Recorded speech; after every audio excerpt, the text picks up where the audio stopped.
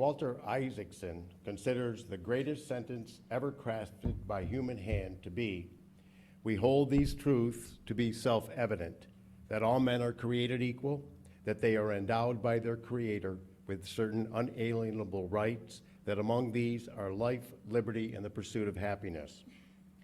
The "we" in this sentence is the collective we the people, the first three words of the Constitution drafted 11 years after the Declaration of Independence. Abraham Lincoln's view of the collaborative was evident when he concluded his Gettysburg Address with, "Government of the people, by the people, for the people, shall not perish from this earth." This Declaration of Independence, written 250 years ago, established a social contract that has been reaffirmed over many generations from when all men meant something entirely different than what it means today.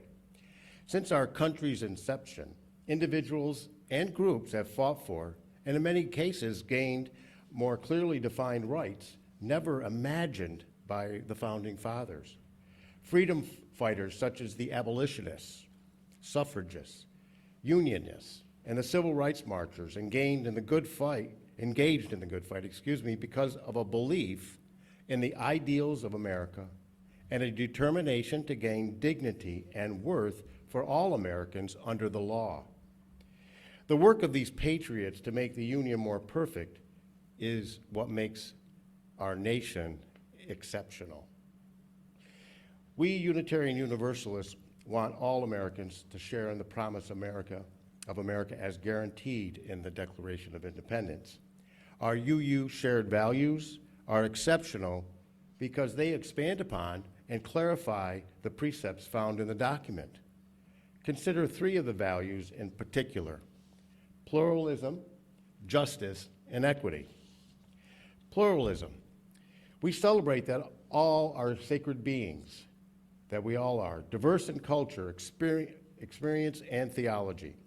We covenant to learn from one another and our free and responsible search for truth and meaning. We embrace our differences and commonalities with love, curiosity, and respect. Justice. We work to be a diverse, multicultural, beloved communities where all survive. We covenant to dismantle racism and all forms of systemic oppression. We support the use of inclusive democratic processes to make decisions within our congregations, our association, and our society at large. Equity. We declare that every person has the right to flourish with inherent dignity and worthiness. We covenant to use our time, wisdom, attention, and money to build and sustain fully accessible and inclusive communities. Equity of the ones I just read interests me the most. The unequal distribution of wealth in America is the greatest threat to our republic, in my opinion. A small but growing class of extremely wealthy Americans possesses the power to influence and to destroy the fabric of the American tapestry. And that's exactly what is happening in the second Gilded Age. These oligarchs know what they want from government, and they know how to get it, and more importantly, they have the means to get it. Think dark money, Citizens United, and the most recent Supreme Court ruling permitting unlimited political contributions. I would argue that the greatest sentence ever penned is not what Walter says, but one I'm sure you're familiar with. All animals are equal, but some animals are more equal than others.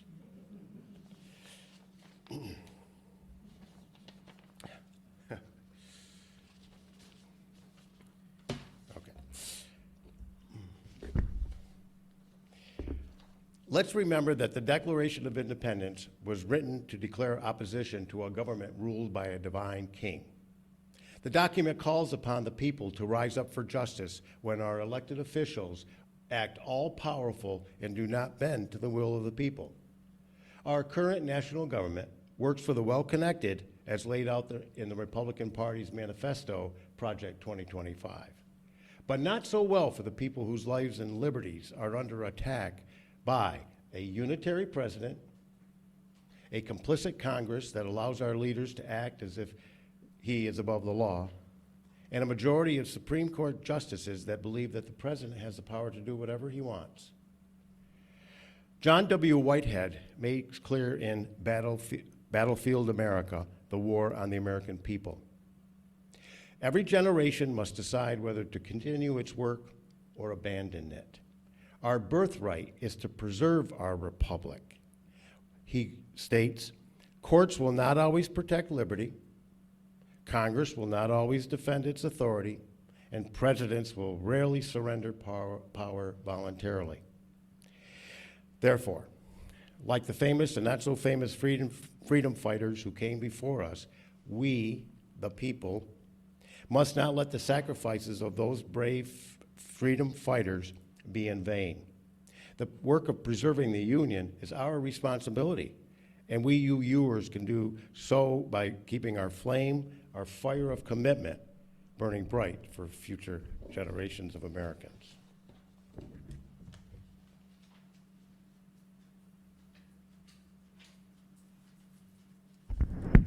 Good morning, everyone. When Ken asked me to do a reflection for this 4th of July weekend, about what freedom looks like in America today, I responded, well, it'll have to be in the past tense. In light of the current dismantling of our constitutional freedoms, the flagrant disregard for the rule of law, I don't see much freedom to talk about. And I do believe in the words of that song that Melissa so sings, and so lovely, that when one of us is chained, none of us are free. By the way, these words are frequently attributed to the civil rights icon Fannie Lou Hamer, who said, "Nobody's free until everybody's free." The current attacks on immigrants, on our transgender community, on women's reproductive freedom, in my opinion, renders all of us unfree at the moment. So we all know what's wrong. We know what's wrong with America right now. So where's the hope? So I dug very deeply to find some seeds of hope. The first thing I looked at was the long view of history, looking back on other horrible episodes in America that we moved beyond and recovered from. The other involves the concept of the moral arc of the universe, the idea that ultimately truth and justice will prevail. When Thomas Jefferson wrote that it was self-evident that all men are created equal, at that time it applied to the narrowest possible segment of the population, white men with property. As a U.S. history and government teacher, one of the things I presented to my class was how rights and freedoms were expanded over time through the brave and tireless efforts of people in grassroots movements, which in turn became the catalyst for progressive legislation and some liberal Supreme Court decisions, like Brown v. Board of Education, 1955, outlawing school segregation, Roe v. Wade, guaranteeing a woman's right to choose, and Oberville v. Hodges, guaranteeing the right for same-sex marriage. Unfortunately, 2 of those decisions, the first 2, have been overturned. They've been overturned in this current administration. We studied the abolitionist movement, the women's suffrage movement, the civil rights movement, the labor union movement, the feminist movement, the gay rights movement, among others. But this march toward freedom and greater democracy was not one that traveled in a straight line. It looked more like the zigzag that you'll see on a chart of gas prices. They go up and down, but they have steadily gone up. The march towards freedom was certainly not without setbacks either, like the one we are living in now. Great progress is frequently met with violent reaction. I'm going to repeat that. Great progress is frequently met with violent reaction. So sometimes when we look at the horrible reaction, we can realize that it's a response to some real progress that was made. And our history shows us that. In the post-Civil War period known as Reconstruction, blacks, including newly freed slaves, were voting and being elected to office. This ended in 1876 with a deal over an election where the federal troops were removed from the South, giving the Ku Klux Klan terrorists free rein to murder, rape, pillage, and intimidate. Jim Crow laws were passed that mandated segregation and disenfranchised black citizens. Another period of our history, between 1880 to 1920, 27 million immigrants came from Southern and Eastern Europe, places like Italy, Russia, Eastern Europe. These people were different. They didn't speak English. They had odd ways. And this led to a massive anti-immigrant resurgence in America and the rise, a huge rise of the Ku Klux Klan again. In 1925, 40,000 Klan members marched down Pennsylvania Avenue. In 1926, 50,000 marched.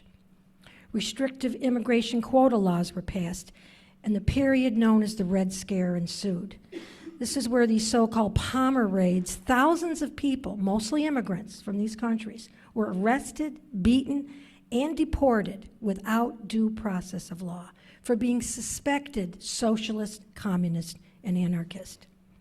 In the 1950s, another anti-communist rampage led by Senator Joseph McCarthy resulted in the actual imprisonment of hundreds of so-called communists and the ruination of the careers of hundreds more.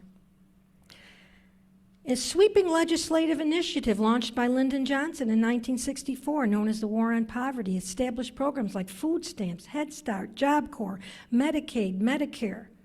A great change in our society. The reaction to this was Reaganomics of the 1980s, the first of many ploys to cut social welfare programs and reverse a progressive income tax structure to put more money in the hands of the top few. The presidency of Barack Obama led to the call to take America back. We know back who they're saying back from, and make America great again. And again, we know what that applies to. Since we're living in this nightmare, no explanation is necessary. But in spite of all of these setbacks, the struggles have continued, and history teaches us that we can overcome tyranny and regain ground in the slow march to greater freedom and democracy. The other seed of hope can be found in the concept that justice and truth will prevail in the long run. Theodore Parker, a Unitarian Universalist minister and radical abolitionist, is known for an 1852 sermon where he talked about the arc of the moral universe. Parker said, quote, "You see a continual and progressive triumph of the right. I do not pretend to understand the moral universe. The arc is a long one. My eye reaches but little ways. I cannot calculate the curve and complete the figure by the experience of sight. I can divine it by conscience. But from what I see, I am sure it bends towards justice."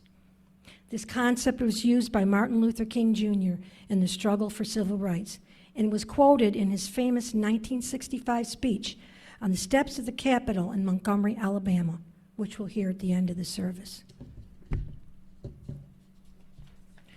The moral arc gives us a hope that all tyrants will eventually fall, that love will overcome hate, that justice will prevail over injustice, and that truth will prevail over lies.